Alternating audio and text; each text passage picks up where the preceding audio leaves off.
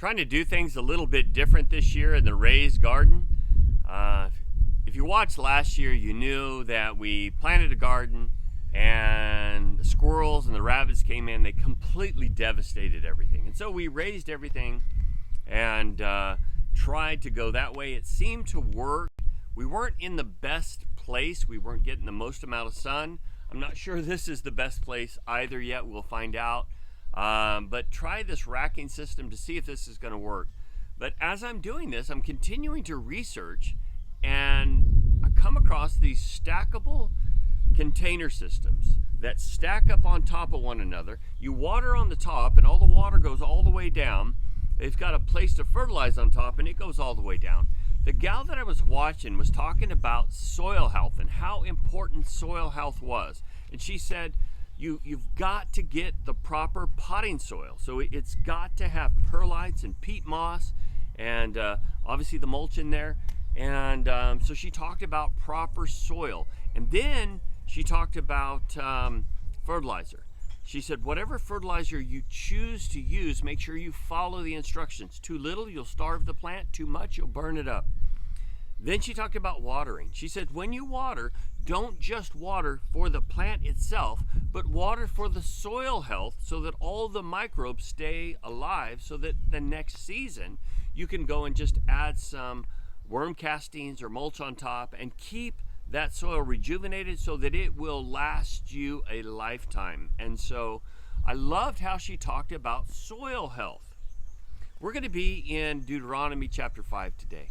And what we're doing is we're kind of going back over the law of God. So if what I've said about soil and all that is rehearsing for you, it's always good to rehearse these things. And we're rehearsing the law of God in Deuteronomy chapter 5. Now, some people look at the law of God as like, well, that's Old Testament. We don't have to do that. We're not under that. We can kind of go beyond that. One of the things the gal said is that she goes, I always get in the comment section people saying, well, I just use my own soil and it's fine. I don't have to go and spend that kind of money. And she says, that's okay for you, but for someone just starting out, they really need to have a benchmark, a place to start where they can go do this. And I really began to kind of think about the law of God and how it seems to parallel exactly what she's saying. Is the law of God is kind of our benchmark, our starting place, our instructions that God is saying, this is going to be healthy for you. In fact, this is our devotional verse today. Deuteronomy 5:33. You shall walk in all the ways which the Lord your God hath commanded you, that you may live, that it may be well with you, that you may prolong your days in the land which you shall possess.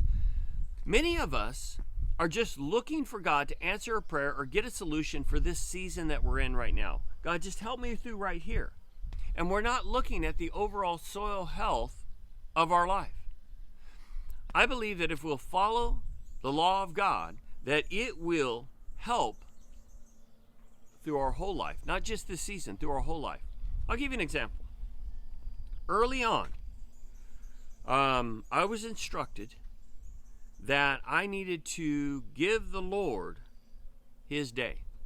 Sunday, he called the Lord's day, and I'd give him his whole day. This was so hard for me because kind of controlling. I want to do things. I want to move. I'm a Martha. And so really reflecting on the Lord, studying, resting was very hard for me.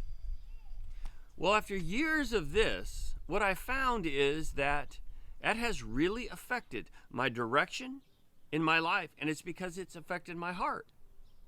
Well, I've been taking care of the soil in my life, my heart. If you go back to the parable of sower in Matthew 13, that good seed falls, or that seed falls on the good soil. And so I need to take care of the soil of my heart. We see that the Old Testament talks about this too, that we need to take care of our heart because out of it flow the issues of life. How many of us are living to get through this season versus living a life that really nourishes a heart that wants to be obedient to God? Just some thoughts that I've had, and I may not ever get a fruit out of any of this, but I'm hoping there'll be some kind of spiritual fruit that come out of this. So may God bless you.